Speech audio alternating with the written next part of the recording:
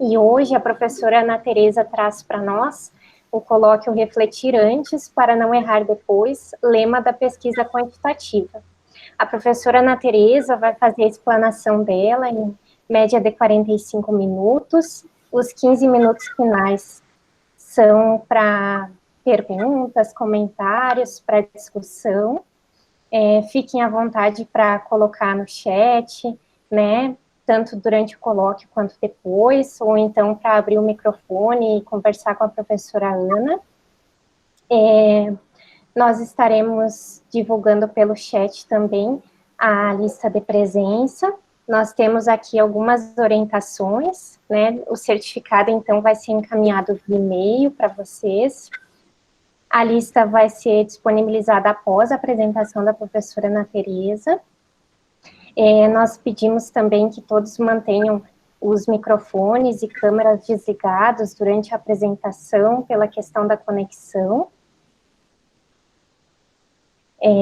Então, professora Ana Tereza, fique muito à vontade, né? Nós temos aí as páginas das nossas redes sociais, né, para quem quiser seguir, o nosso canal de colóquios do YouTube, onde depois vai ser disponibilizado o colóquio da professora Ana Tereza, para todos que tiverem interesse em assistir novamente, ou quem não conseguir participar nesse momento. Então, se vocês, né, ativarem o sininho de notificações no canal do YouTube, vocês estarão recebendo as notificações de todos os colóquios que forem disponibilizados. E seria isso. Professora Ana Tereza, fica à vontade, muito obrigada pelo aceite do convite, e qualquer dúvida, nós estamos aqui. Beleza. Gente, então, primeiramente, muito obrigada pelo convite, né? Para mim é uma alegria muito grande, e foi uma alegria ainda maior ter recebido o convite da Raíssa. Eu fui professora da mãe dela, no mestrado aqui de Biociências. A mãe dela qualificou ontem, então foi uma alegria muito grande, né? Ver os frutos indo para o Brasil inteiro, e é o que a gente precisa nesse nosso país que está tão sofrido ultimamente, né? Então, sem mais delongas, acho que a Raíssa fez já muito bem a minha apresentação, né? E eu sou professora daquela disciplina que a grande maioria tem ojeriza, né? Mas que é necessária, né? Principalmente para aqueles que forem migrarem um pouquinho mais para a pesquisa quantitativa.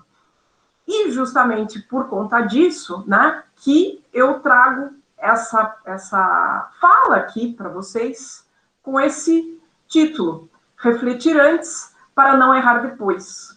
Esse é o lema da pesquisa quantitativa, mais porque eu trabalho mais com pesquisa quantitativa, mas esse é o lema de qualquer pesquisa, diga-se a verdade, né?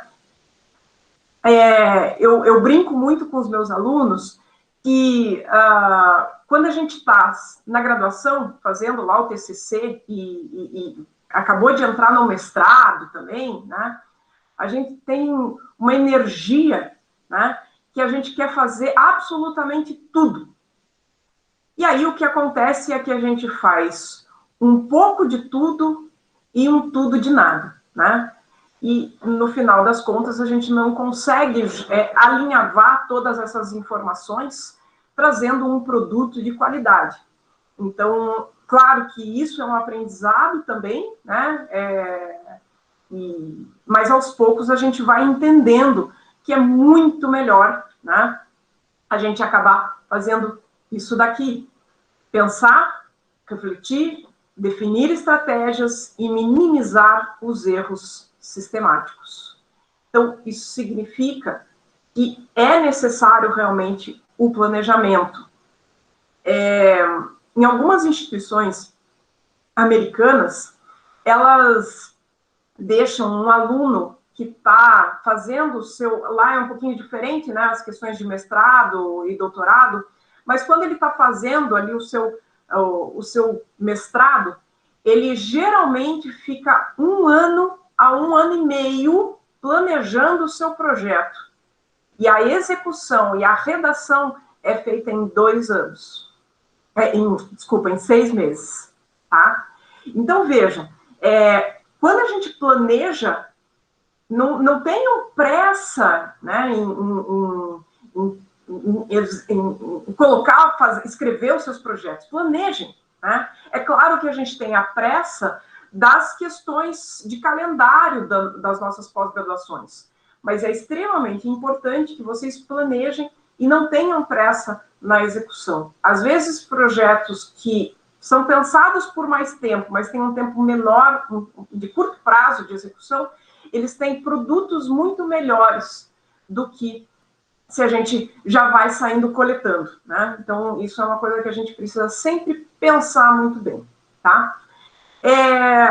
E quando eu falo de projeto de pesquisa, quando eu falo de pesquisa de uma forma geral, né, eu não posso esquecer de 2 coisas: metodologia científica e estatística.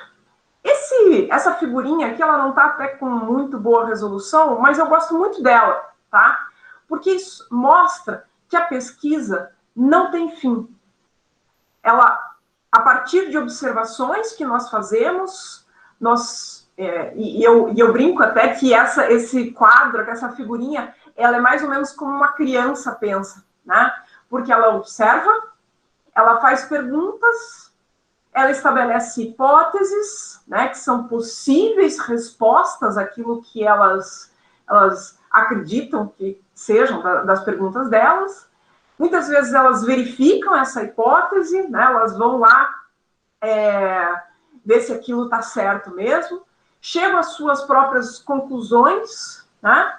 Nós, pesquisadores, nós documentamos e nós trazemos novas descobertas, fazemos novas perguntas, e continuamos a aprender.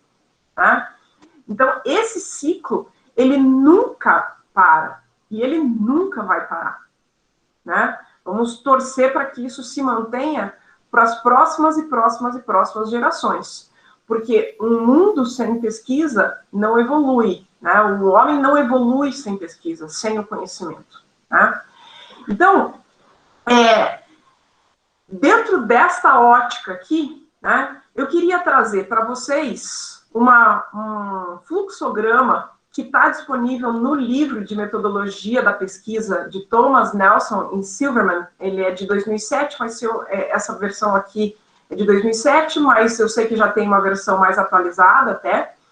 E ele traz o seguinte, que a partir de uma pergunta, de um problema, né, e a leitura da literatura relevante, gente, não dá para sair, novamente, não dá para sair coletando se eu não tiver um arcabouço teórico, né, e empírico, né?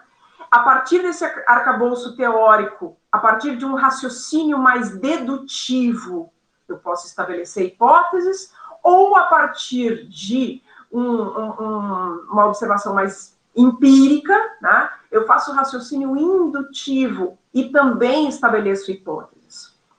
Existe uma diferença extremamente importante para vocês, que é a definição de hipóteses de trabalho. Né? A hipótese de trabalho é uma possível resposta à pergunta de vocês. Agora, nem sempre é essa hipótese de trabalho que vai ser testada estatisticamente. Tá? A gente já vai falar melhor sobre isso. Diante desse fluxograma aqui que eu estou mostrando para vocês, se eu tenho essa pergunta, e a partir dos raciocínios dedutivos ou indutivos, eu estabeleço hipóteses de trabalho, a partir dessa hipótese de trabalho, eu vou fazer definições operacionais. E aí eu vou definir o meu método, deixando claro quais serão os participantes, quais serão as técnicas de coleta de dados, quais serão os procedimentos, quais os projetos até que estão vinculados a esses métodos, certo? Bom, a partir da aplicação dessa metodologia, eu vou fazer, então, a coleta e a análise de dados que permitirá que eu tenha novas descobertas. A partir dessas novas descobertas, eu acabo criando novas hipóteses, né? Então, dentro daquele ciclo que eu mostrei para vocês, né? E, com essas descobertas, eu vou realizar uma discussão que, com base na literatura que eu já tinha lido e mais algumas outras, eu vou tentar esclarecer aquele problema ou ainda trazer novos problemas, né? Vou levantar novos problemas. Então, isso deixa claro, né, a importância de como que a ciência ela é contínua, ela nunca vai parar. E esse fluxograma não pode nunca deixar de sair da cabeça de vocês, tá? Eu vou falar especificamente, né, da formulação de hipóteses, certo? Como eu mencionei para vocês, existe a hipótese de trabalho, que é a hipótese que nós vamos... que é a possível resposta à minha pergunta, ao meu problema de pesquisa. Ou seja, ele é o resultado esperado.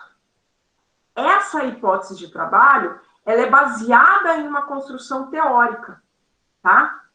Só que eu tenho que fazer um planejamento desse estudo para que eu consiga confirmar ou refutar essa hipótese. Isso é a base do delineamento de pesquisa.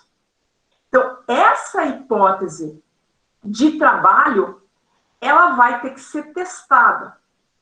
Mas ela terá que ser testada na forma de uma hipótese estatística. Certo?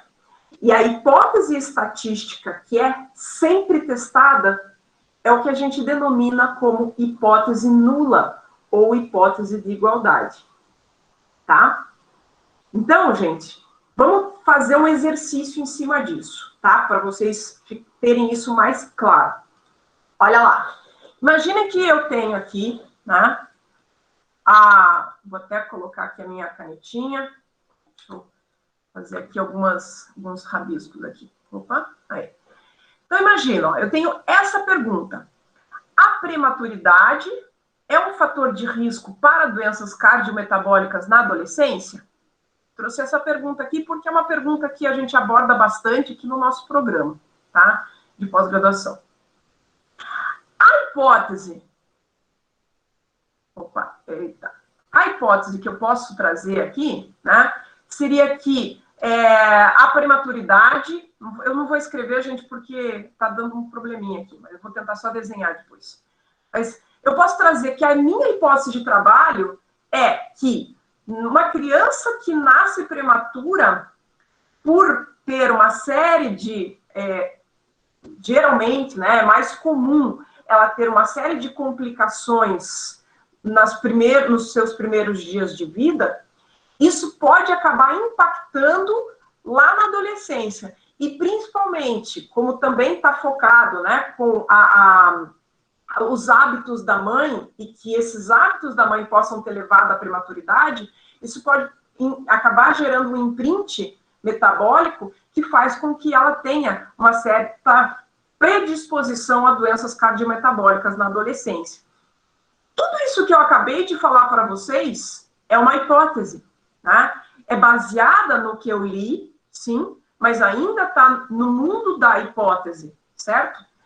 Só que eu tenho que, para conseguir testar isso, eu preciso pensar um pouquinho em lógica, e lógica, infelizmente, né, um pouco de lógica mais cartesiana, tá?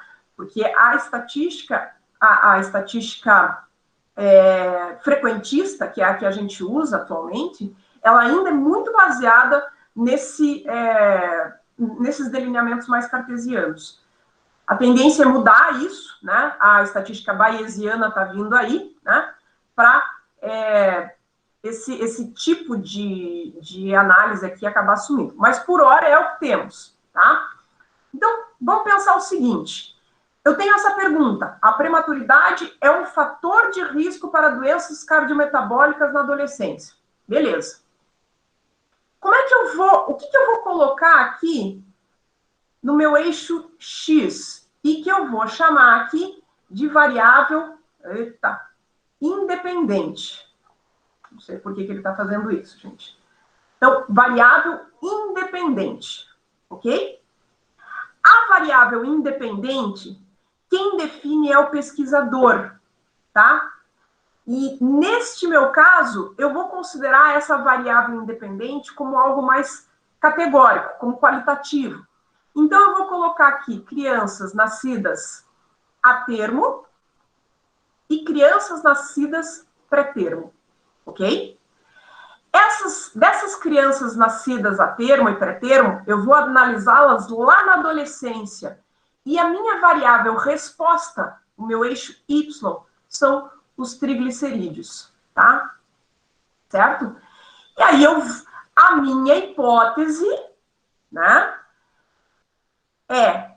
a minha hipótese de trabalho é que os prematuros, desculpa aí o gráfico mal feito, né, mas que os prematuros tenham valores mais altos de triglicerídeos, tá? Isso é uma hipótese, eu não sei se isso é verdade.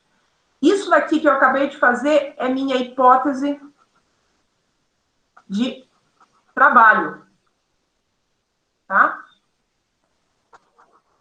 Ok? Isso é minha hipótese de trabalho. Só que não é isso que eu testo, tá, gente?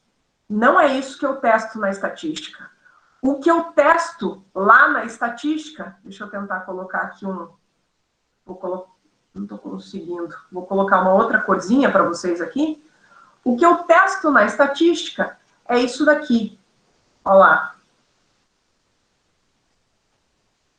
Desculpa aí esse borrãozinho, tá? Mas eu testo isso. Que os triacilgliceróis, né, os triglicerídeos dos atermo, são iguais aos dos pré-termo. Então, a minha hipótese, vou só colocar aqui, a minha hipótese nula, que é o que eu testo, né, é que a média de um grupo é igual à média do outro grupo. Certo? Tá. Aí vocês vão falar, pô, mas a minha hipótese de trabalho é a diferença. Por que eu vou testar a igualdade? Pelo seguinte, gente. Matematicamente, é muito mais fácil testar igualdades. Se vocês lembrarem lá do ensino fundamental e do ensino médio, provavelmente vocês vão lembrar das equações, mas das inequações não. Por quê? Porque era muito mais difícil trabalhar com inequação. Né? E realmente matematicamente é muito mais difícil, certo? E outra questão, se ao testar essa hipótese nula de que a média de um grupo é igual à média do outro grupo, e a hipótese disso, a probabilidade disso acontecer, dessa hipótese acontecer, for muito pequena, é porque provavelmente ela não ocorra, ou ela ocorra muito raramente dentro de uma população, tá?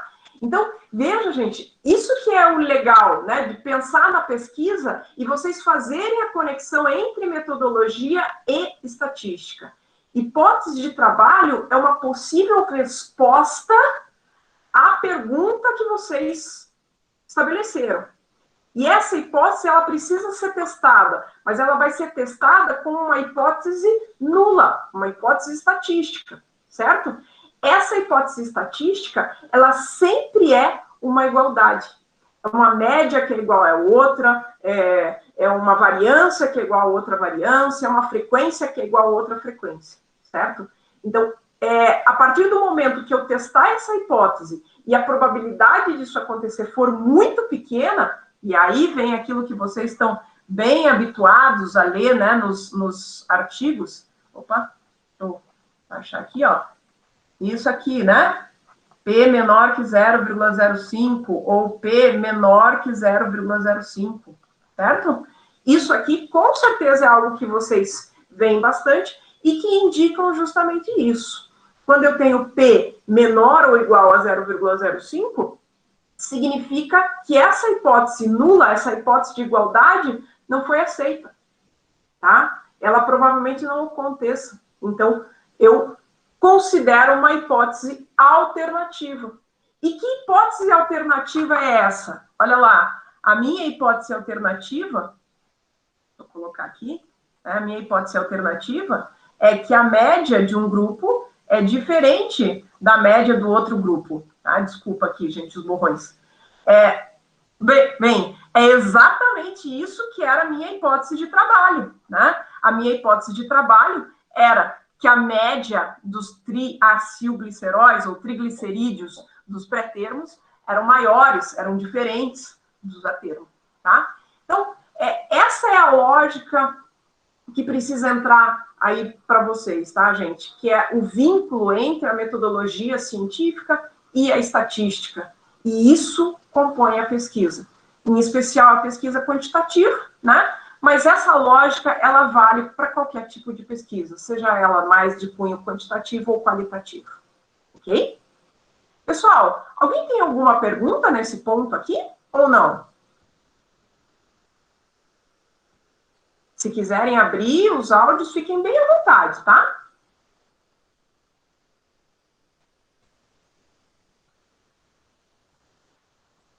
Beleza. Se alguém tiver alguma dúvida, fique à vontade para perguntar. Bom, beleza, Maíra. Então, vamos lá. Então, o que eu devo pensar no momento do delineamento de uma pesquisa? Né? A primeira coisa que pergunta para mim, sempre, é quanto à obtenção dos dados. Né? E a escolha dos métodos para a obtenção dos dados que vão ser destinados a testar essa hipótese. Ou seja, quais serão as minhas variáveis resposta? Ou melhor, quais serão os meus Ys, certo? Voltando aqui um pouquinho, né? Qual será o meu Y aqui? Ok? Então, quando eu penso em variável, né? Deixa eu só agora mudar aqui um pouquinho. Eita. Só um pouquinho, gente. Só agora eu vou tirar isso aqui.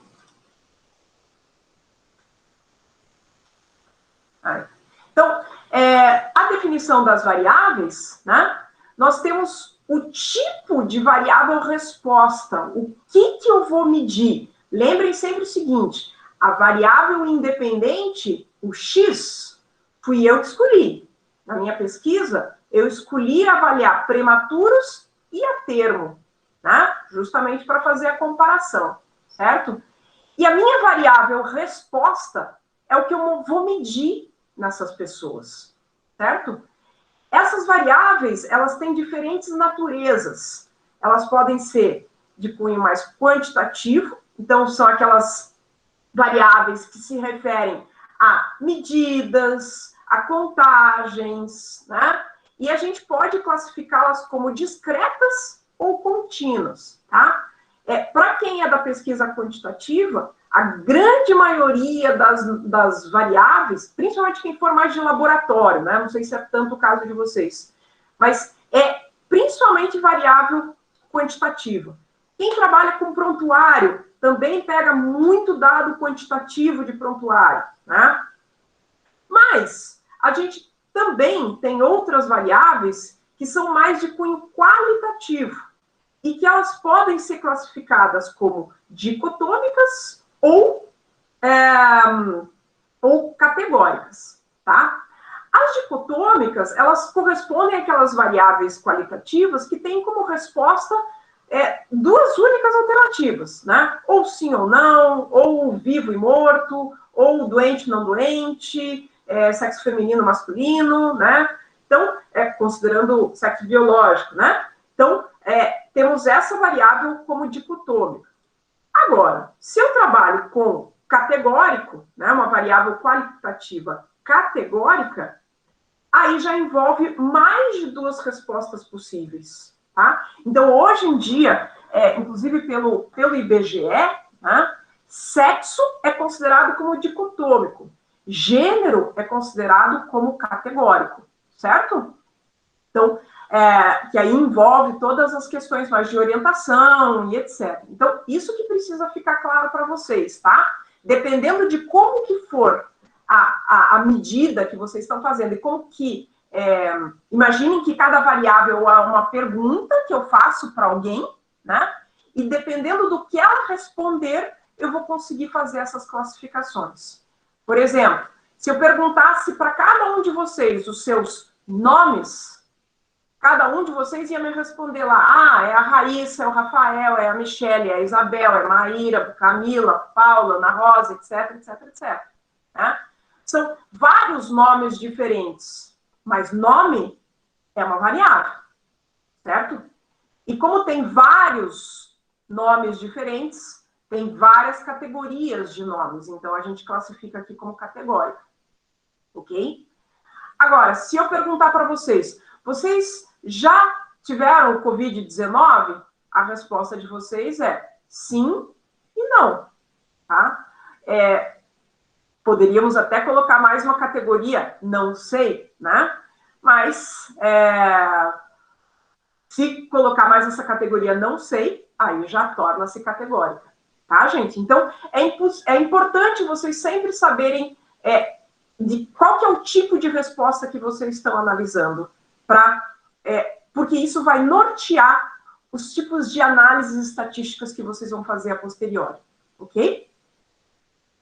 Bom, voltando aqui, no delineamento da pesquisa, eu também tenho que ter claro qual é o desempenho dos métodos. Gente, na nossa área, a gente usa muito instrumento de avaliação de qualidade de vida, instrumento de avaliação de saúde mental, instrumento de avaliação enfim, de uma série de variáveis latentes, tá?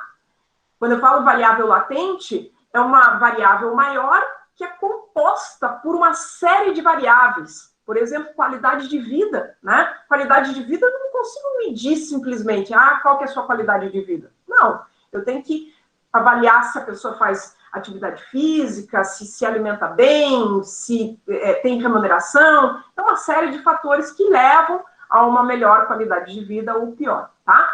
Então, essas variáveis latentes, elas são avaliadas por instrumentos, por métodos, que precisam ser validados, tá?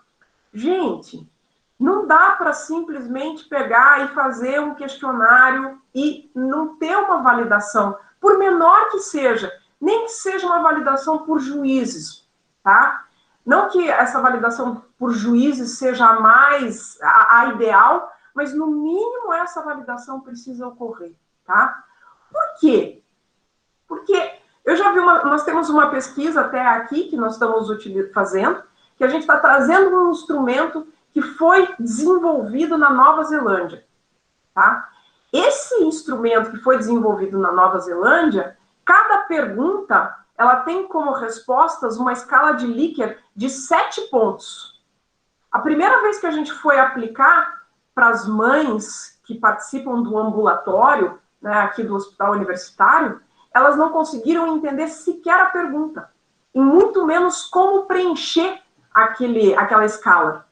Tá? Então, a gente não pode simplesmente escolher um instrumento e sair aplicando. Ele precisa ser validado, eu preciso verificar o desempenho dele na população-alvo.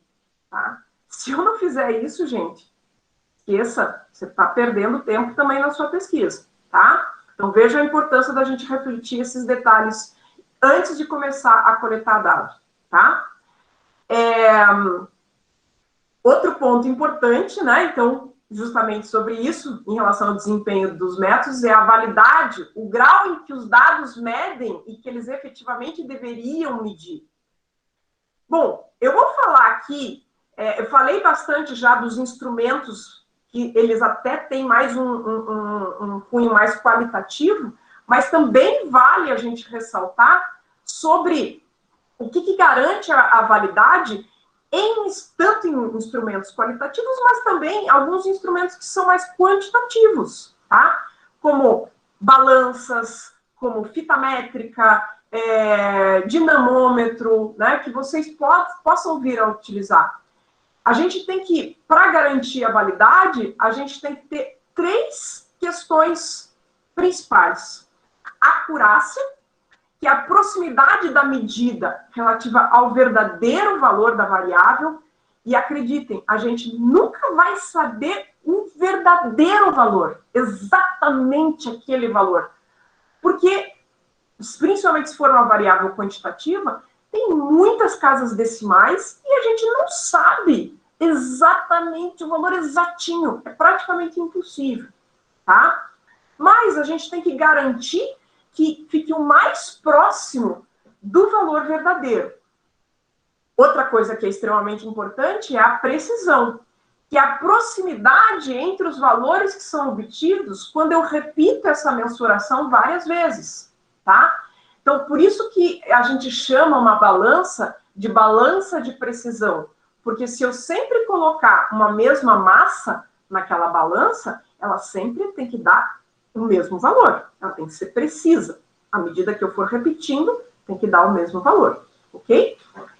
E tanto a acurácia quanto a precisão, elas vão garantir para a gente a exatidão, tá? A exatidão é a correção, é a perfeição ou ausência de erro em uma medida ou cálculo. É claro que essa é a parte mais difícil, né, da validade. A gente, grande maioria das vezes a gente não tem exatidão, né? E por isso que vocês veem em kits de laboratório, né, ou outros instrumentos mais de cunho quantitativo, que eles mostram a precisão, né, o quanto que existe de precisão, o quanto que existe de acurácia.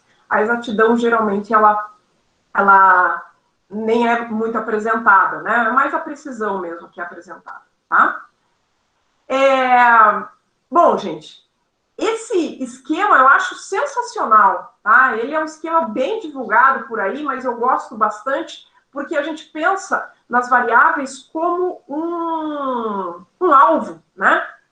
Então, eu brinco que quando a gente tem os alunos e que eles estão no início da iniciação científica, né, o primeiro dia deles é mais ou menos assim, sem acurácia e sem precisão. À medida que eles vão treinando, eles vão aumentando a acurácia, vão se aproximando do alvo, né, do centro, aqui, mas ainda é sem precisão.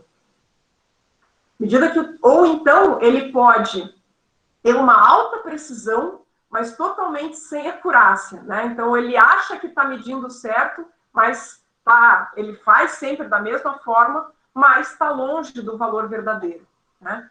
E à medida que a gente vai desenvolvendo, e existe até aquele livro das 10.000 horas, né? À medida que a gente vai desenvolvendo, vai treinando, vai lendo, né? A gente vai conseguindo garantir acurácia e precisão. Quanto mais acurácia, quanto mais precisão, mais exatidão a gente vai ter. Ok? Tá? Bom, então, por fim, quando a gente está pensando no nosso delineamento de pesquisa, e que eu estou definindo as variáveis, estou definindo os métodos, estou verificando se eles são válidos, eu tenho que também pensar em fidedignidade. Tá? A fidedignidade a análise que eu vou fazer, ela não pode ser considerada válida se ela não for fidedigna. Ou seja, se as repetições desse estudo não produzirem resultados semelhantes, tá? Gente, a gente não pode deixar de pensar que, principalmente aqui no Brasil, mas órgãos que tenham de fiscalização, tá? Eles têm essa proposta de avaliar a fidedignidade, tá? Então, principalmente quando a gente está, agora que a gente está vendo, né, esses testes da vacina do Covid, né, a gente está vendo que ele passa por um processo muito rigoroso, né, de ensaios clínicos, fase 1, fase 2, fase 3, que temos aí em torno de 10 vacinas que estão na fase 3, né? E tudo isso para quê? para que, à medida que eu repita, né, eu tenha resultados semelhantes.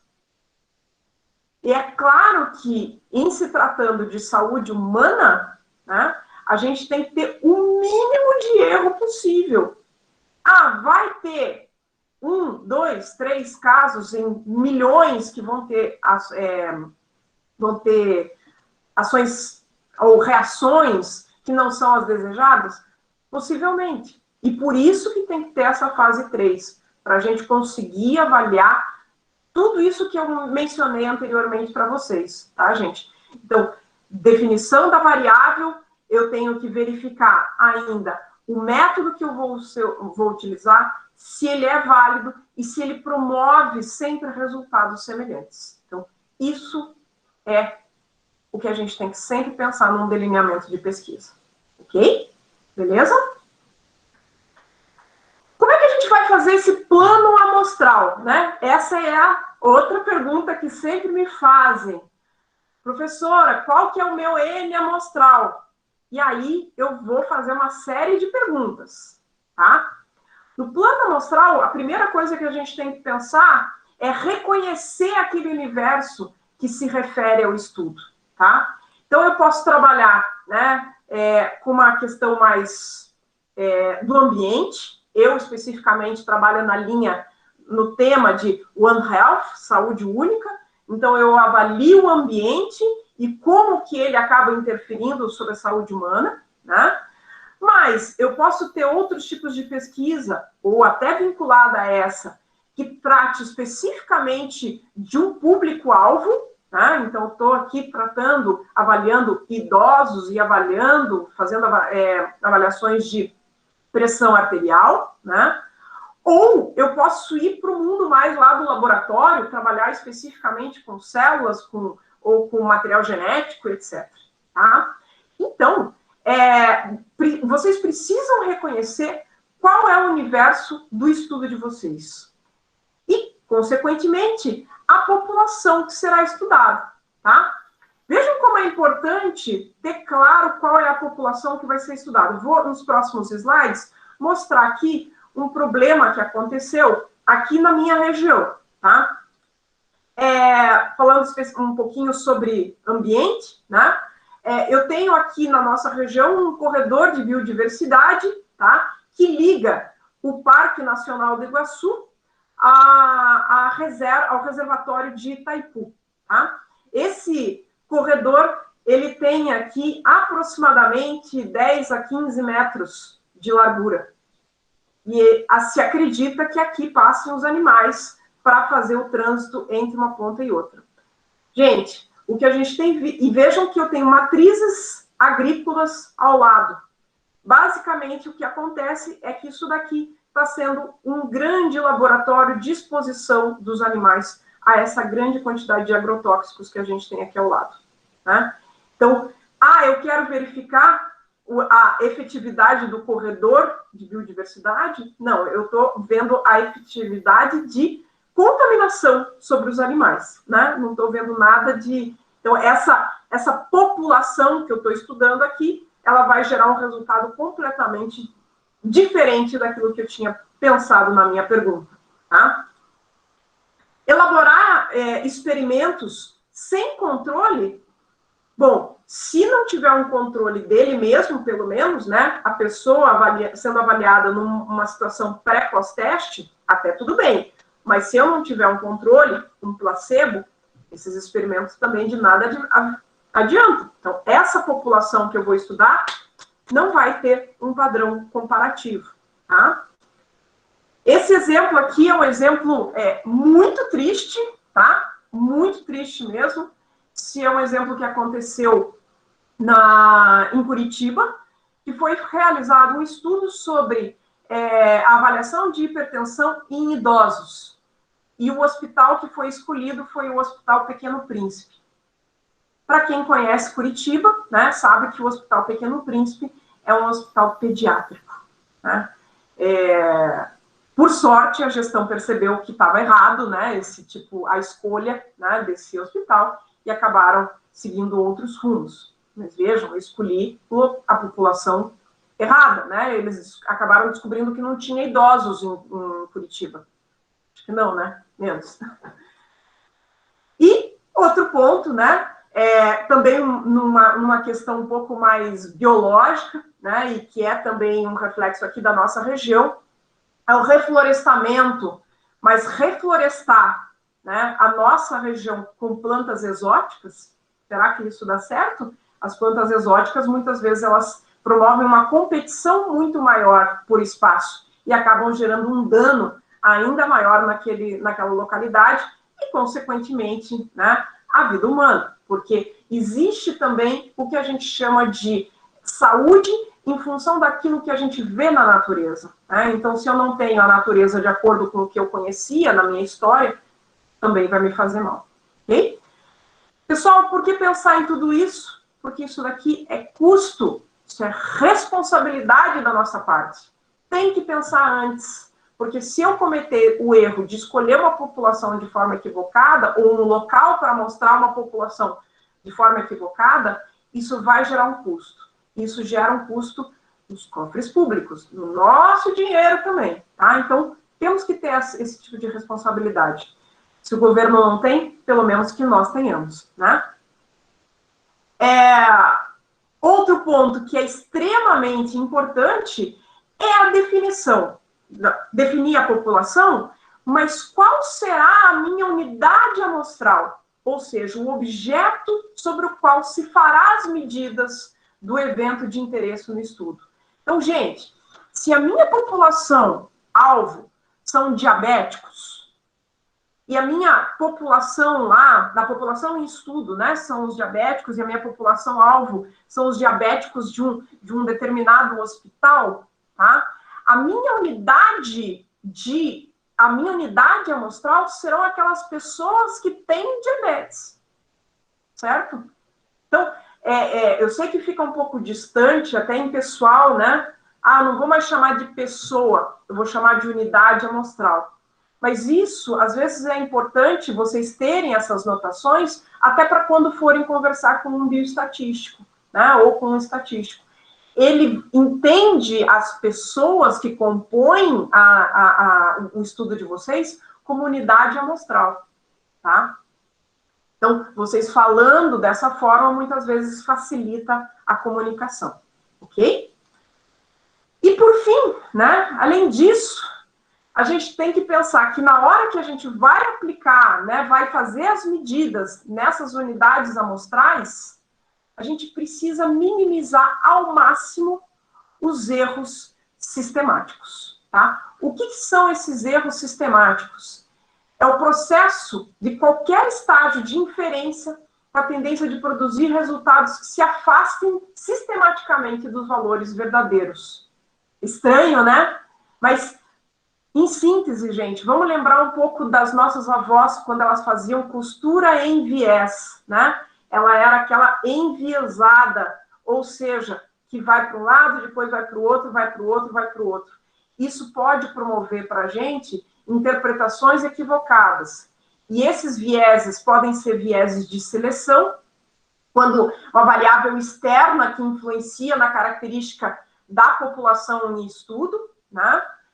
Viés de aferição, então o instrumento que eu estou estudando, que eu estou usando, não está preciso, adequado e vai trazer para a gente valores diferentes, né? Então, esse é um problema na mensuração propriamente dita, e também o que a gente chama de viés de confusão. Essa é a mais complicada. O viés de confusão são aquelas variáveis intervenientes, são variáveis que a gente não mede, né? Mas que podem influenciar no meu resultado final, tá, gente? Então, essa é a mais complicada e é o que normalmente pode distorcer as nossas interpretações, certo? Bom, gente, só depois de tudo isso pensado, então, vamos lá comigo, ó. Eu tenho a definição do problema, a definição da hipótese de trabalho, eu tenho que definir qual que é a população que eu vou estudar, eu tenho que definir a minha amostra, eu nem comentei aqui porque isso seria mais 3 horas de conversa, o cálculo amostral. Quando eu faço o cálculo amostral, eu já tenho que pensar, de acordo com as variáveis que eu tenho, quais análises que eu vou fazer também. Porque tudo isso junto, gente, pensando em tudo isso, só depois de tudo isso pensado, é que a gente vai partir para a coleta de dados. Então, vejam, eu aqui rapidamente, em 40 minutos, 45 minutos, apresentei aqui uma série de pontos que muitas vezes passam batido na nossa elaboração do projeto.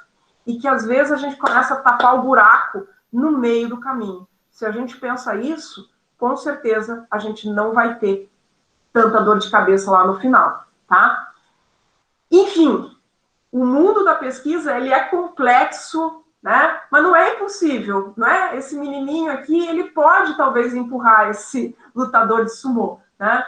O principal, né, é necessário que a gente faça e faça bem feito, porque com o desenvolvimento da pesquisa, com o desenvolvimento do conhecimento, uma população vai para frente, né? O conhecimento traz a glória de uma população, tá? Pessoal, muito obrigada pela atenção. Desculpa ter falado tão aceleradamente, né? Mas eu não queria quebrar o tempo aqui, passado o tempo, e fico à disposição para tirar qualquer dúvida aí de vocês. Ok?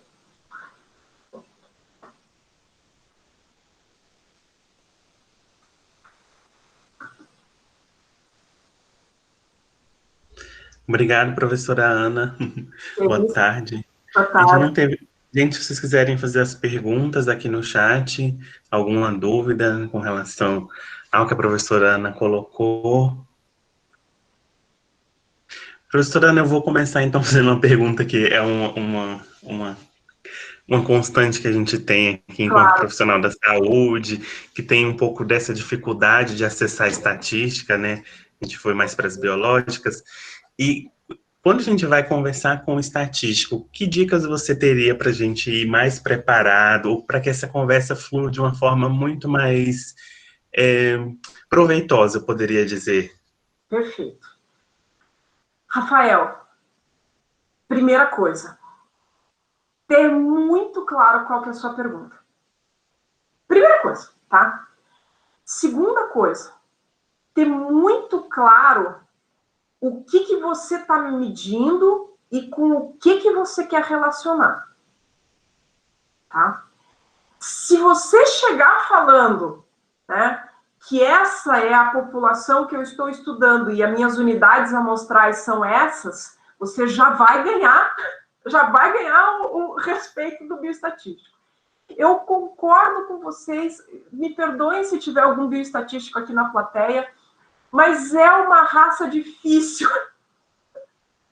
né? É difícil, não é fácil, tá? E, então, assim, você tendo a pergunta, a hipótese, né? Tendo claro qual que é a tua população e quem são as suas unidades amostrais, meio caminho andado. Outro ponto muito importante é que a tua planilha esteja bem organizada, tá? Aí é assim, ó, esse é um ponto-chave, porque eu recebo muita planilha, né? E a gente fica em verdadeiro desespero. Então, eu tenho como hábito sentar com a pessoa do meu lado e falar assim, ó, o que é isso? O que é esse outro? O que é esse outro? Tá? Então, é importante que vocês tenham claro essas notações, o que é variável dependente, o que é variável independente, porque isso vai aproximar o vocabulário. E eles não fazem questão de aproximar o vocabulário, tá? Desculpa se tem algum bioestatístico aqui, mas é verdade. Obrigado, professora Ana. A Simone, que fez uma pergunta, ela coloca assim: gostaria de perguntar se o planejamento amostral compõe estudos que envolvem custos, desperdício em saúde. Então, ela quer saber a questão do planejamento amostral relativa a estudos de custeio, de custos. Olha, Simone, excelente pergunta, tá? Quando a gente está trabalhando com custo, muitas vezes, eu trabalhei muitas vezes com operadoras de saúde, né? com hospitais, fiz muita avaliação em hospitais, e quando a gente, e justamente para ver custo, né, a gente trabalha com a base de dados na íntegra, tá? É preferível usar na íntegra, porque daí você vai ter realmente... Ali você está trabalhando, entre aspas, pensando estatisticamente, você está com o dado da população, né? Então, é preferível realmente você trabalhar com a base de dados inteira, né? Para conseguir fazer essa avaliação. Agora, se você quer fazer uma projeção, aí você não tem necessidade de trabalhar com a base inteira. Você pode fazer um recorte e aí fazer modelos estatísticos que façam uma predição, né, do que pode acontecer mais futuramente, ok? Mas seria mais ou menos isso, Simone. Não teria outra pergunta, professora, se alguém quiser mais perguntar. Eu acho que a Simone também, a pesquisa dela seria um pouco voltada para aqueles estudos de custeio que o pesquisador vai no campo, observa e quantifica o procedimento, pensando na linha de pesquisa da enfermagem. Então, a gente vai para o campo, olha o procedimento, se teria um número de observações, alguma coisa nesse sentido, eu então, acho. Vocês trabalham com o Donabidian, daí? Aquele processo, estrutura... Também, poderia ser um referencial. Tá. Aí, nesse caso, a gente trabalha com recortes. E aí, precisa pensar no cálculo amostral, sim, Simone. Mas o principal é ver como é que você vai fazer a coleta para evitar vieses, tá? Porque a gente sabe o quão difícil é coletar a informação direto de campo. Muitas vezes os dados não são disponibilizados na íntegra, né? Eu sempre tive muita facilidade, porque eu acabava trabalhando com a operadora. Então, com a operadora eu tenho a base de dados na íntegra, mas não é sempre que a gente tem isso, né? Espero ter ajudado, Simone. Qualquer dúvida aí, fico... Ajudou muito, professora. Obrigada. Obrigada, Rafa. Ó, a Gabriela pergunta assim, Gabriela Novelli. Professora, eu tenho uma dúvida com cálculo amostral. Todo estudo quantitativo precisa de cálculo amostral? Então, Gabriela, cálculo amostral é a gente pode dizer que é uma disciplina à parte, tá? E eu vou fazer vou te dar a resposta de todo bioestatístico. Depende. Todo estatístico fala isso. Depende. Tá? A grande maioria dos estudos quantitativos precisam, sim, de cálculos amostrais. Tá? Dá um nó na cabeça, com toda certeza, mas com toda certeza. Tá? A minha sugestão para você, Gabriela, é assim, ó. Se você elaborou a tua pergunta, elaborou a tua hipótese de trabalho, e você fez aquele gráfico, né, aquele garrancho que eu fiz lá, né, e fez aquele gráfico e conseguiu estabelecer uma hipótese, e principalmente a hipótese de trabalho, e conseguiu também esboçar a hipótese nula daquilo que vai ser testado, então, obrigatoriamente, tem cálculo amostral. Tá? Então, isso que você tem que pôr na cabeça. Se você fez aquele exercício e você conseguiu construir o gráficozinho e conseguiu estabelecer a hipótese nula, tem cálculo amostral. Você não vai fugir disso. Tá? E aí, sugestão, aí sim procura um bioestatístico. Tá? Eu posso até depois passar material para vocês, ou a gente depois conversar especificamente sobre isso, mas é uma disciplina à parte. É um nó. Obrigado. Gente, alguém teria mais alguma dúvida? A professora também, se quiser fazer alguma colocação. Eu acho que o principal, né, gente, é que o mundo da pesquisa é um mundo realmente complexo. Mas é necessário, gente. É necessário. E o mais importante é que a gente, como eu coloquei ali, é importante que a gente faça bem feito. A gente está passando por uma fase que a gente tem muita coisa mal feita, que não é simplesmente publicar, gente. É preciso material de qualidade.